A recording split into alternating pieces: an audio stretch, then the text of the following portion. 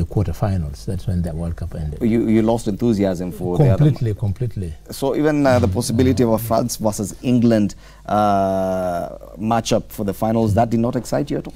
It was not exciting, and there's also something else, and I hope nobody's going to read racism in what I'm saying, is that European nations cannot be using African players to defeat African nations. For real. Yes. You're talking about France and Belgium.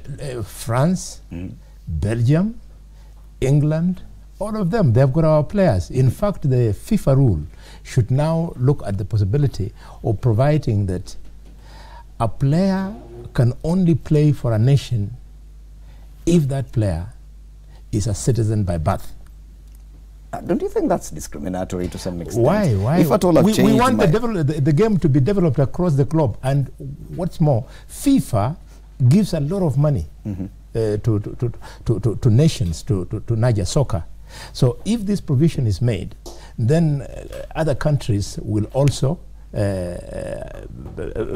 And what's more, FIFA will see it necessary to develop strong national leagues. What is ailing Africa, amongst other things, is that we do not have strong national leagues. Imagine if we had 4 regional African national leagues, strong ones. The countries which are economically well off, like South Africa, can have a very strong league for the southern part of Africa. Yes. Egypt can have a strong league for the northern part of Africa.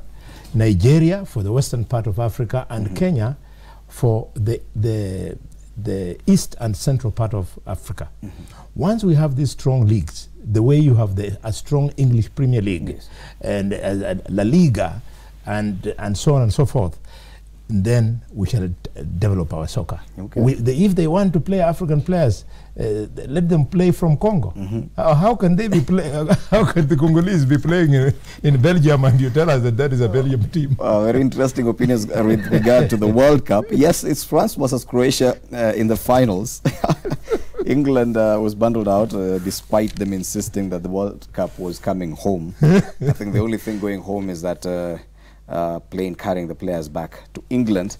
In related news, football-related news back home, Gor Mahia fell to Azam in semi-final extra time yesterday. Defending champions Azam yesterday beat a frustrated Gor Mahia 2-0 in extra time in a tough semi-final clash to sail into the Sekafa Kagame Cup, which is one of those regional tournaments you're talking about. It's a good thing, yeah. Yes, it happened in Dar es Salaam. But something funny is that Gor Mahia players yesterday had refused to use the changing room there.